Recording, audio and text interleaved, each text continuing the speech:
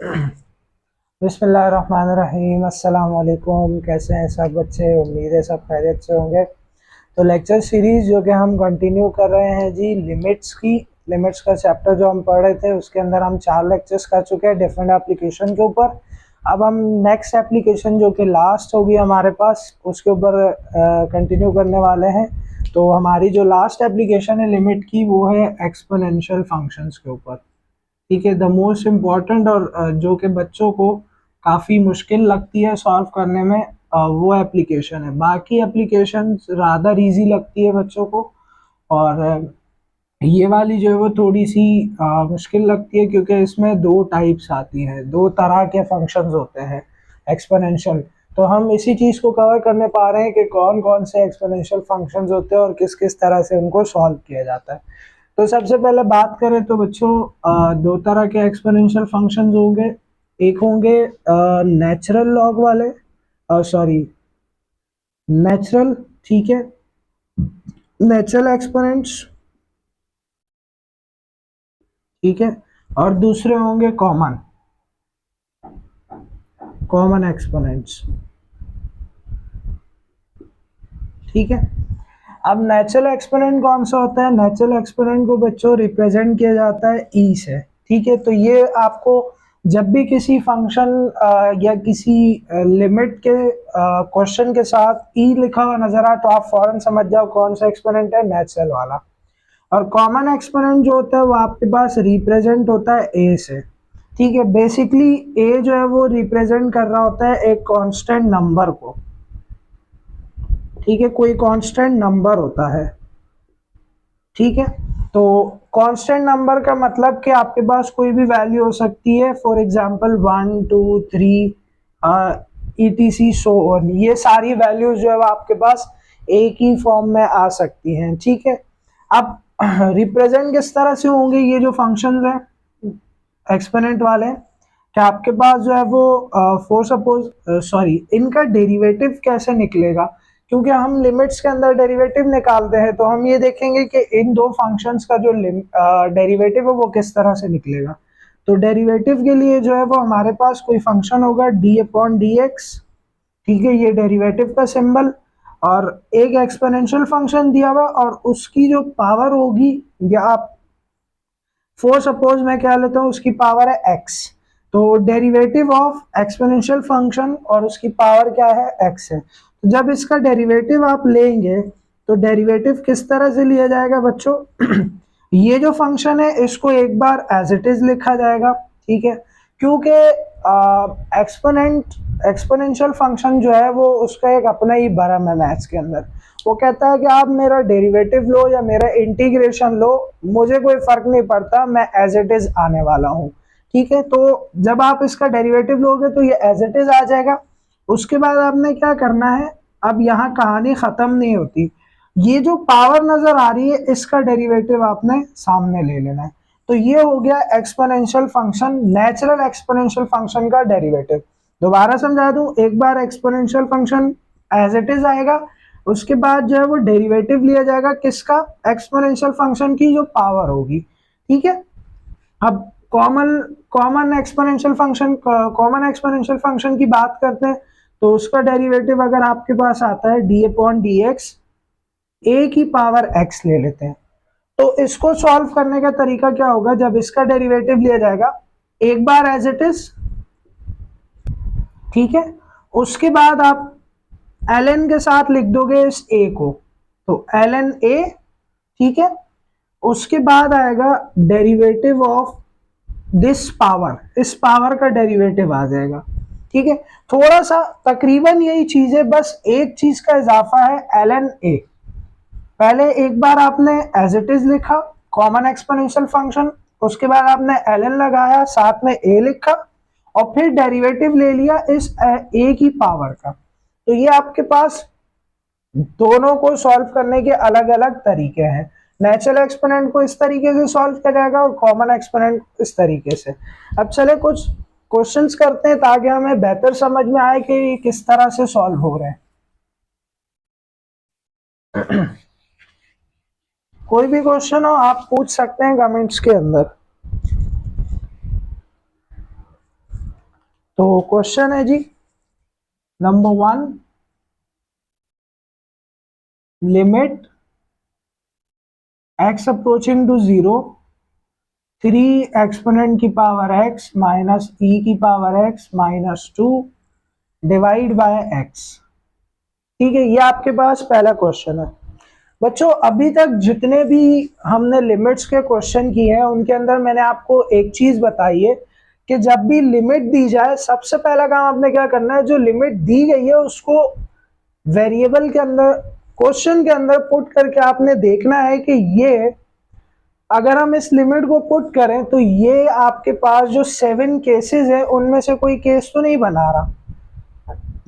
If अगर कोई case बनता है तो हमने क्या करना है, उसके ऊपर एल हॉपिटल रूल अप्लाई करना है। तो सबसे पहले हम चेक कर लेते हैं इसको जरा। ठीक है, 3e की पावर x की जगह क्या लिख देंगे 0, तो ये हो जाएगा 0 माइनस e की पावर 0 माइनस 2 डिवाइड बाय 0। किसी भी वेरिएबल की या किसी भी नंबर की पावर में अगर 0 आ जाए, ठीक है, जिसको हम कहते हैं खोपड़ी, इसकी खोपड़ी पे 0 आ जाए तो ये आपके पास 1 के इक्वल हो जाती है। तो ये 1 के इक्वल, ये भी 1 के इक्वल, 3 1 जा 3, -1 और -2 कितना हो जाएगा -3/0। तो ये आपके पास बच्चों क्या बना रहा है, 0/0 की फॉर्म बन रही है। इट मीन्स कि हमें यहाँ पर क्या करना है, एल हॉपिटल रूल अप्लाई करना है।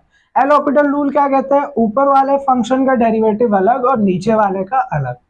तो हम इसको सॉल्व करते हैं। लिमिट x अप्रोचिंग टू 0, देखिए ये जो 3 है ना, ये यहाँ पर एज अ कांस्टेंट वैल्यू जो है वो ट्रीट होगा, मतलब इसका डेरिवेटिव नहीं निकलेगा, इसके साथ जो एक्सपोनेंशियल फंक्शन है इसका डेरिवेटिव निकलेगा।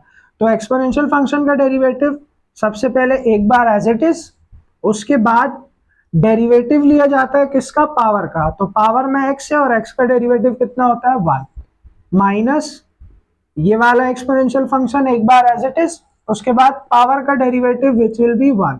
और ये -2 यहाँ पर एक कांस्टेंट है, फिक्स कांस्टेंट नहीं है। ठीक है, इसका डेरिवेटिव हम लेंगे, ये एक अलग से एक टर्म है। तो इस टर्म का जब डेरिवेटिव लेंगे तो क्या आ जाएगा 0, कांस्टेंट का जो है वो डेरिवेटिव 0 होता है, और x का डेरिवेटिव कितना हो जाएगा 1। नाउ आगे मूव करते हैं। लिमिट x अप्रोचिंग टू 0, ये हो जाएगा 1 से मल्टीप्लाई होके 3e⁻x माइनस ये मल्टीप्लाई होके x, ये वाला 0 खत्म और फ्रैक्शन का अपॉन का 1 खत्म हो जाएगा। अब हम लिमिट को अप्लाई कर देंगे। लिमिट अप्लाई होने पर क्या होगा, 3e⁻0 माइनस e⁻0। अभी मैंने आपको बताया किसी भी नंबर की या किसी भी वेरिएबल की पावर 0 हो जाए तो वो 1 के इक्वल है। तो ये भी 1 और ये भी 1, तो 3 इंटू 1 माइनस 1, 3 1 जा 3 माइनस 1, 3 माइनस 2 कितना आ गया 2। ये आपके पास क्या है, पहला आंसर है। तो बिल्कुल इस तरह से आपने जो है वो एक्सपोनेंशियल फंक्शंस को सॉल्व करना है। ठीक है, अब हम आगे चलते हैं। ठीक है, उम्मीद है आप लोगों को ये समझ में आया होगा। नेक्स्ट क्वेश्चन, रूल्स नहीं भूलने। लिमिट के अंदर सबसे पहला रूल आपने चेक करना है वैल्यू पुट करके लिमिट की, कि ये 7 केसेस तो नहीं बन रहा है। ठीक है जी, question number 2 which is limit x approaching to 0 e की पावर mx माइनस e की power nx divide by x। ठीक है, ये आपके पास क्वेश्चन है। सबसे पहले लिमिट पुट करके चेक करेंगे। तो यहाँ x की जगह आ जाएगा 0 विच विल बी e की power m into 0 minus e की पावर n इंटू 0 और डिवाइड बाय 0। ठीक है, यहाँ 0 पुट किया और यहाँ 0, अब 0 से मल्टीप्लाई होकर 0 हो जाएगा और e की पावर 0 कितना होगा 1। यहाँ भी 0 से मल्टीप्लाई होकर 0 और e की पावर 0 कितना होगा 1। और ये 1 और 1 कैंसिल हो गए, तो क्या हमारे पास केस बन रहा है? बिल्कुल जी, 0/0 की फॉर्म बन रही है।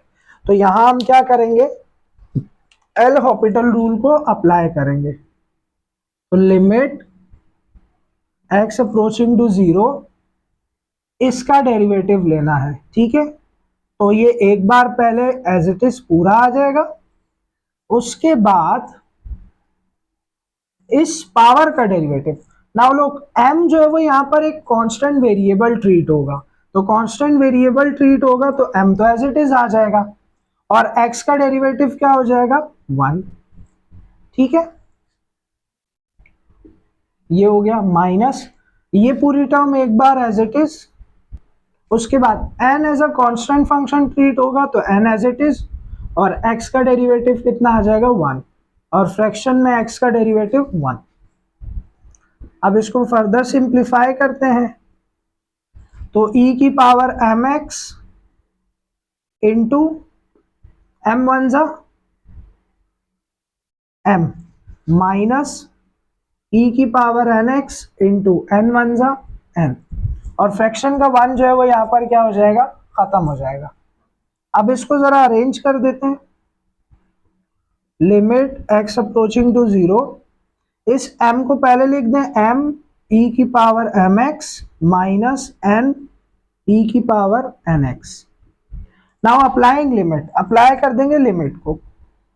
तो लिमिट अप्लाई करने पे क्या होगा कि 0 से मल्टीप्लाई होगा, 0 है लिमिट, x की जगह 0 आ जाएगा, तो m इंटू 0 कितना हो जाएगा? 0 माइनस n इंटू, यहां भी 0 पुट करेंगे तो 0 हो जाएगा, तो ये आपके पास क्या हो जाएगा? 1, और ये भी क्या हो जाएगा? 1।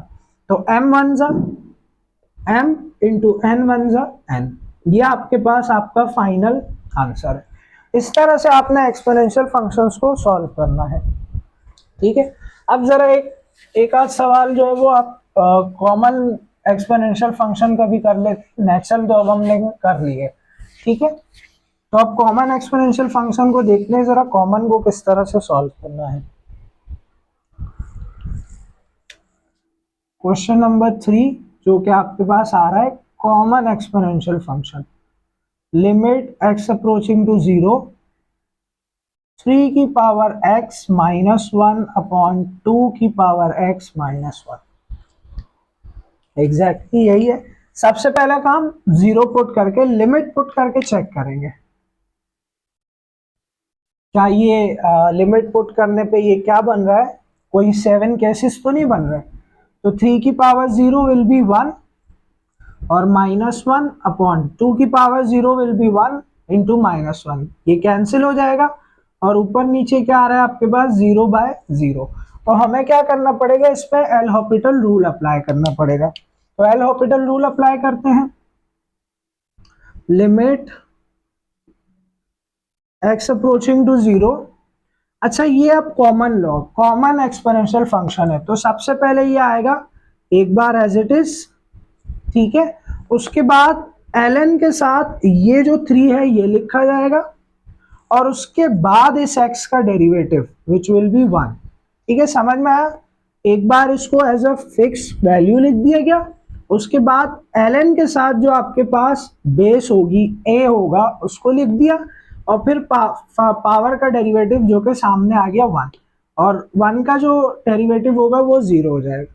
बिल्कुल एज इट इज नीचे भी करना है, एक बार 2x एज इट इज, उसके बाद ln के साथ 2, और फिर पावर का डेरिवेटिव x का डेरिवेटिव 1 और 1 का डेरिवेटिव 0। तो ये आपके पास क्या बन रहा है, ठीक है, 3 पावर x ln 3 वन जा 3 upon 2 power x into ln 2। अब हम वैल्यूज पुट करके देखेंगे, ठीक है। वैल्यूज पुट करके देखने पर क्या होगा,